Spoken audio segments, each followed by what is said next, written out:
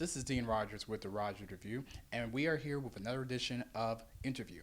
Today, we're going to introduce the myth and the legend. He has written over 7 plays. In fact, 7 is his lucky number because his 7th play is premiering on Mother's Day weekend 2014 at the Warner Theater in Washington, D.C. It is called Mrs. Independent, and we're here with the one, the only, Priest Tyaire. How are you doing today? I'm wonderful. Now, our first question is, tell us about this play that you're bringing to the Washington stage. Mrs. Independent is it's a story about a woman who makes a substantial amount of money compared to her husband. Robin Givens, who plays my wife in the play, she makes $240,000 a year compared to my $40,000 a year. So it deals with the insecurities that men go through when their women are the breadwinner of the family. So it's a really good inspirational stage play. Well, that's wonderful. So other than Robin Givens and yourself, who else is featured in the show? We have Tony Grant, Trisha Mann Grant, Shirley Murdoch, Christopher Williams, and we have a local cast that's going to rock your socks out of Philadelphia. Well, that's wonderful. So I heard that the show is birthed out of a personal and painful experience. Can you tell us about that? Yes. I was much younger at the time. My girlfriend, she made more money than I did. And every argument we had, obviously, was over the money that I didn't bring in the house. So it actually encouraged me to go back to school and become an electrician. So I became an electrician because I was tired of hearing, what have you done for me lately? I guess how the song goes. Yeah, the old Janet Jackson song. And what school did you go to by it?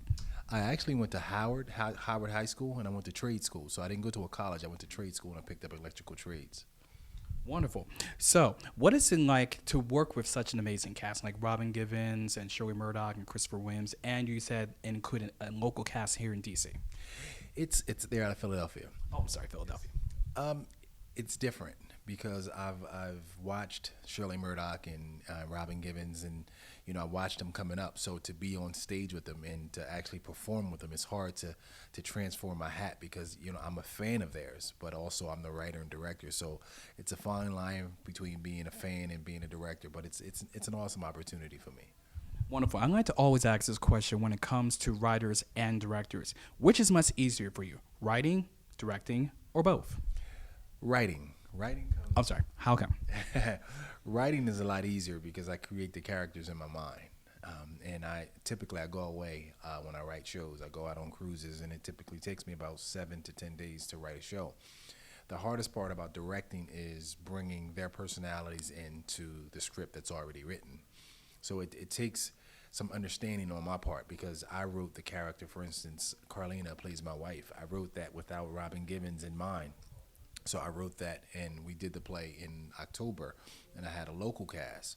So in my opinion, I had the best Carlina in the world until Robin Givens came, and then I allowed her to bring her swing on it, and it just took the play to a totally different level. And how long ago did you bring Robin to the cast? I want to say December of last year is when we got her signed. Wonderful. So you had an amazing track record with your previous plays. So why is it important that you bring the show here in our nation's capital?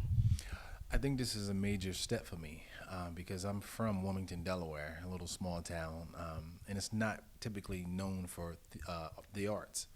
So we went to Philadelphia, and we did very well in Philadelphia. And we went to Atlanta and did very well. So we came to Washington, and if we can do well in Washington, I think we're on to something. Well, that's wonderful. So when it comes to this play, what do you expect men can do to have more responsibilities when it comes to relationships? In my opinion, and this is just my opinion, I think if you have, and this is for the women, if you have a good man, I think they need to encourage the men. Because in my situation, I knew I was a good guy, but I came from a different side of the fence, for lack of a better term, because my girlfriend at the time, she went to college. She went to college straight from high school.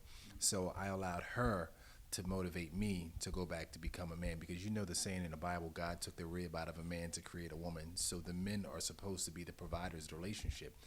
But the flip side is women aren't stay-at-home moms anymore. They're not soccer moms. They're not, they're getting up and they're building businesses. So it's a smooth transition that can be rocky if you don't know what you're doing with it. Exactly. So what do you hope is the message that Washingtonians will bring home to their families, to their friends after watching your play?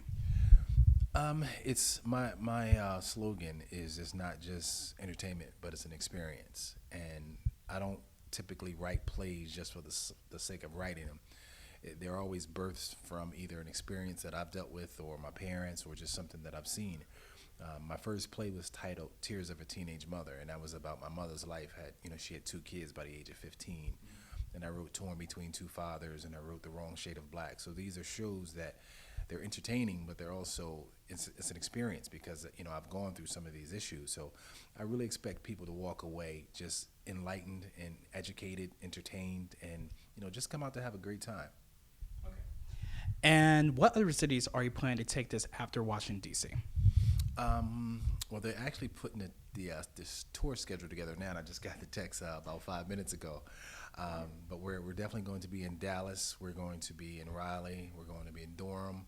We're going back to Atlanta. We're going to be in Augusta, and we're going to be in Philly. So I think we have 10 cities lined up right now, but we're definitely going to have much more. Wonderful. And how can we purchase these tickets? Well, you can definitely go through Ticketmaster, especially for the Warner. For the Warner Theater, you can go to Ticketmaster.com. You can go to the Warner Theater.